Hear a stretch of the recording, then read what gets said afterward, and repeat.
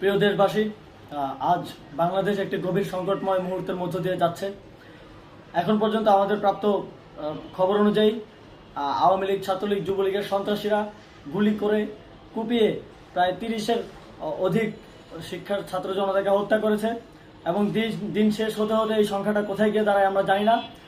এরই প্রেক্ষিতে আমরা একটি সিদ্ধান্ত নিয়েছি। আমাদের একটি জরুরি সিদ্ধান্ত মোতাবেক আমাদের যে 6 তারিখের যেই লং মার্চ টু ঢাকা কর্মসূচি ছিল সেটাকে আমরা একদিন এগিয়ে নিয়ে এসেছি।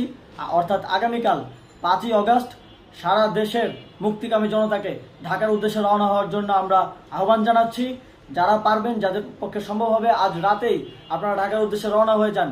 আমরা আগামীকাল সারা দেশের মুক্তিকামী জনতাকে ঢাকায় আসার আহ্বান জানাচ্ছি।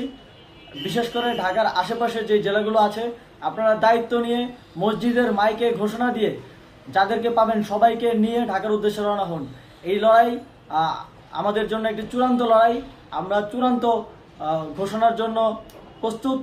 আমরা গণভবনের দিকে যাত্রার জন্য প্রস্তুত এবং সেই উদ্দেশ্যেই আপনারা সবাই ঢাকা আসুন।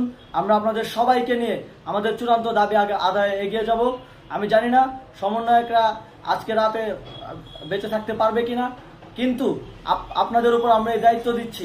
আপনারা সবাই নিজ দায়িত্বে ঢাকায় আসবেন আগামীকাল এবং পরশু পরিস্থিতি বিবেচনা করে পরশু গণভবনের দিকে 4 দিক থেকে আমরা রওনা হব। আমরা খুব আতঙ্কের সাথে লক্ষ্য করছি যে ছাত্রলীগ, যুবলীগ এবং আওয়ামী লীগের গুন্ডারা পুলিশের অস্ত্র দিয়ে পর্যন্ত সাধারণ জনগণের উপর হামলা করছে। কিন্তু একটি সুখের খবর হচ্ছে, সারা দেশের বিভিন্ন স্থানে সেনাবাহিনী ছাত্র জনতার পক্ষে দাঁড়িয়েছে। আবার কিছু কিছু জায়গায় যেমন মিরপুর ও মোহাম্মদপুরে সেনাবাহিনী ছাত্র জনতার বিপক্ষে দাঁড়িয়ে গুলি চালাচ্ছে।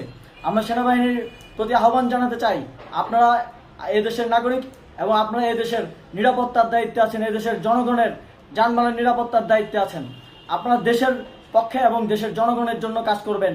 কোনো খুনি সরকারের জন্য, কোনো খুনি রাজনৈতিক দলের জন্য কাজ করবেন না। এটি এদেশের জনগণ আপনাদের থেকে প্রত্যাশা করে।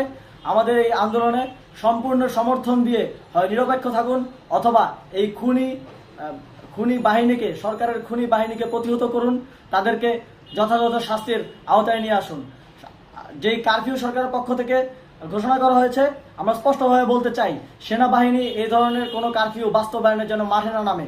যদি মাঠে নামে তাহলে সেনাবাহিনী স্পষ্টভাবে অফিসিয়ালি জনতার বিরুদ্ধে দাঁড়াবে। আমরা চাই না সরকারের এই ষড়যন্ত্রে সেনাবাহিনী পা দিক। সেনাবাহিনীকে জনতার বিরুদ্ধে দাঁড়ানোর যে ষড়যন্ত্র সরকার রচনা করছে সেটিতে সেনাবাহিনী পা দিবে না, এই বিশ্বাস আমরা রাখতে চাই। আওয়ামী লীগ আজ সারা দেশে তাদের খুনি বাহিনীকে নামিয়ে দিয়েও ছাত্র জনতার প্রতিরোধের মুখে টিকতে পারেনি।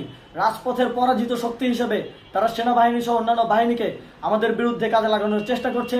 এই চেষ্টাকে, এই ষড়যন্ত্রকে ব্যর্থ করতে হবে এবং আগামীকাল সারা দেশে মসজিদে মসজিদে ঘোষণা দিয়ে ঢাকার উদ্দেশ্যে আপনারা রওনা হন। প্রত্যেকটি পরিবার থেকে অন্ততপক্ষে একজনকে ঢাকার উদ্দেশ্যে রওনা করে দিন, এই ইতিহাসের সাক্ষী হতে, একটি নতুন বাংলাদেশের অভ্যুদয় ঘটানোর একজন কর্মী হতে।